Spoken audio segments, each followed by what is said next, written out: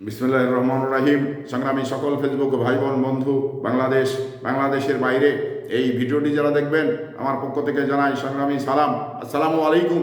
সংগ্রামে উপস্থিতি, বিগত সময় খুনি হাসিনা পুলিশকে যে গোলাম বানিয়েছিল, আর এই কিছু পুলিশ সদস্য, কতিপয় কিছু পুলিশ সদস্য একেবারে হাসিনাকে টিকিয়ে রাখতে গিয়ে যেটা করার প্রয়োজন ছিল সেগুলোও করেছে, যেটা প্রয়োজন ছিল না সেটাও করেছে, এবং ক্ষমতার অপব্যবহার করেছে। এই যে কতিপয় পুলিশ সদস্যর লাভ কি ছিল? কতিপয় পুলিশ সদস্যর লাভ ছিল এই যে তারা অবৈধ সাম্রাজ্যের মালিক হয়েছেন, অবৈধ জমিগুলো অবৈধভাবে যেভাবে বাংলাদেশের ভূমি দখল করেছেন এবং জোর জুলুম করে যে বিভিন্নভাবে পার্ক তৈরি করেছেন, এটাতেই প্রমাণ হয় যে বাংলাদেশে হাসিনার গোলামি কেন পুলিশ করেছেন।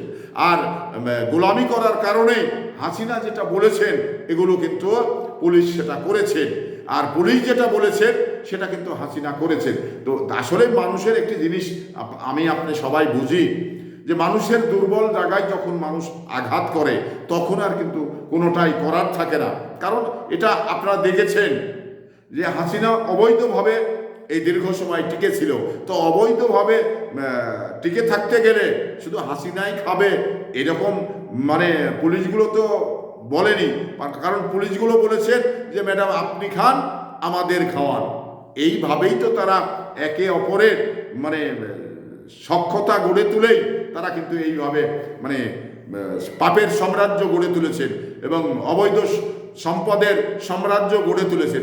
এই কারণেই তো, এইভাবেই তো আজকে ওই যে আপনি বেনজির আহমেদ, যেটা পুলিশের মহাপরিচালক ছিল, ওনাকে চিনেন, উনি গোপালগঞ্জে বিভিন্ন জায়গায় যে অবৈধ সম্পত্তি যেভাবে গড়ে তুলেছেন, এটা কি পুলিশ বাহিনীর ক্ষেত্রে একটা কলঙ্কের জায়গা তৈরি হয়েছে। আজকে পুলিশের ভিতরে এই সমস্ত অনিয়ম দুর্নীতি করার কারণেই তো আন্তর্জাতিক পর্যায়ে পুলিশের ভাবমূর্তি ক্ষুণ্ণ হয়েছে। আপনারা দেখেছেন ওই যে হিন্দু কি যেন বিপ্লব কুমার সাহা, ওনাকেও দেখেছেন, উনি একটি বক্তৃতায় বলছেন যে এদেশের কখনো রাষ্ট্রীয় ক্ষমতায় বিএনপি জামাতে আনা যাবে না, কারণ উনি এটি পুলিশের প্রজাতন্ত্রের কর্মকর্তা।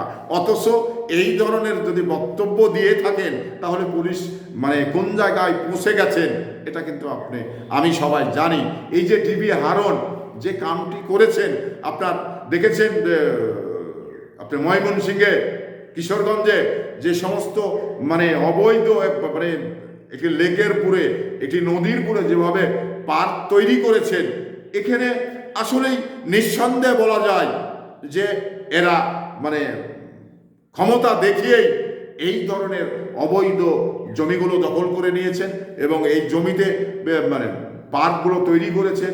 তারা চিন্তা ভাবনা, আগামীর চিন্তা ভাবনা করে যে আমরা কিছু না হলেও পুলিশের চাকরি করে তো আর হয়তো কখনো এইরকম সুযোগ পাবো না, তো এখন যে সুযোগটি এসছে এই সুযোগটি আমরা কাজে লাগিয়ে আমরা অবৈধ সাম্রাজ্য গড়ে তুলি, এই পুলিশগুলো মনে করেছেন।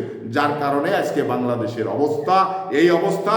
তারা বাংলাদেশের এই যে 5ই আগস্টের পরে সরকার পালিয়ে যাওয়ার পরে তারাও কিন্তু পালিয়ে গেছে, এদেশে আর নেই।